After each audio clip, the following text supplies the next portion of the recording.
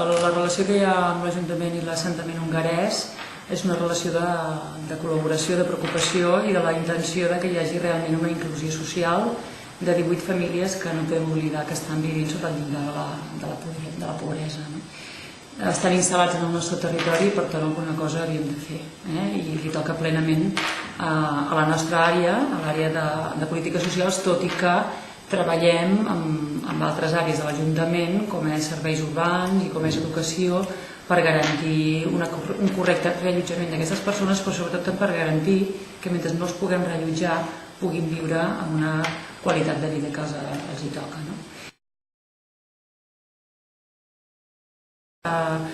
Diguéssim, la intervenció que fem és sobretot garantir que l'assentament estigui en una situació de salut correcta, que els nens vagin a l'escola i de crear una sèrie d'hàbits que en aquestes persones els han de ser útils per quan tinguin la possibilitat d'estar en un pis. És un acompanyament educatiu.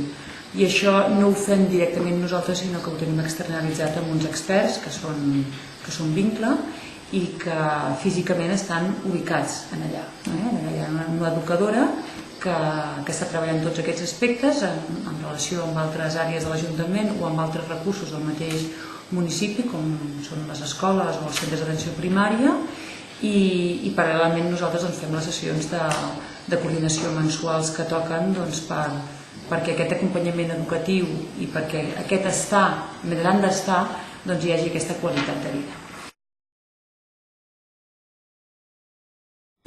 En aquest sentit, el moment que estem vivint en la situació en la que ens trobem actualment és que, concretament amb aquesta Secretaria d'Habitatge, ells ens estan oferint una sèrie d'habitatges en el territori, no només a Sant Cugat, no, perquè aquests sí que els donem nosaltres, en territori proper a Sant Cugat, i amb la necessitat individual que nosaltres tenim de cada família i l'anàlisi s'està avaluant la possibilitat d'aquest reallotjament, sempre amb un acompanyament social. Per això penja de polítiques socials també, tot i que és un tema de ciutat, penja directament de polítiques socials perquè el que tenim molt clar és que no podem reallotjar i prou, sinó que ha d'haver-hi un acompanyament educatiu, un acompanyament social, previ i posterior. És que no acabaran tots vivint a Sant Cugat. Nosaltres com a ciutat hem optat per oferir habitatge a un percentatge de famílies, que encara no sabem quin percentatge serà, però us podem garantir que 5 o 6 famílies es quedaran a Sant Cugat. De fet, una ja està allotjada amb èxit. Tot just ahir em vaig trobar amb les senyores, amb la mare de família, diguéssim, i em parlava que després de 3 mesos estava contenta. L'allotjament, la relació amb el veïnatge, que els nens vagin a l'escola, que el fill gran està treballant al teatre auditori muntant i desmuntant les tarimes, que el marit que està en una situació precària de salut tingui l'assistència que toca i que la mare de família estigui en un procés d'ocupació amb el sou.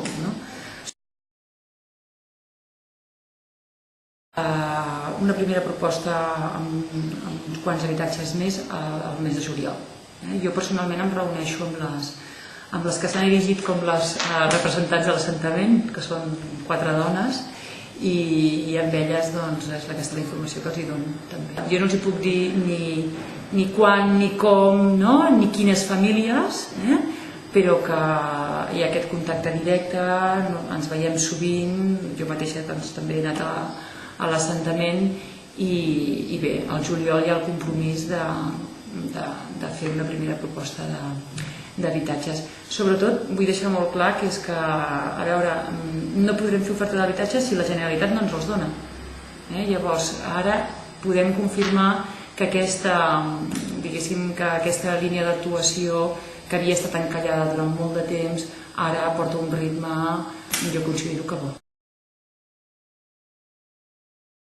De preparar-los per poder estar vivint en comunitat, amb unes normes de civisme, amb unes entrades i sortides ordenades i també amb uns mínims amb un tema de neteja i d'ordre, que és el que també es treballa ara en el campament.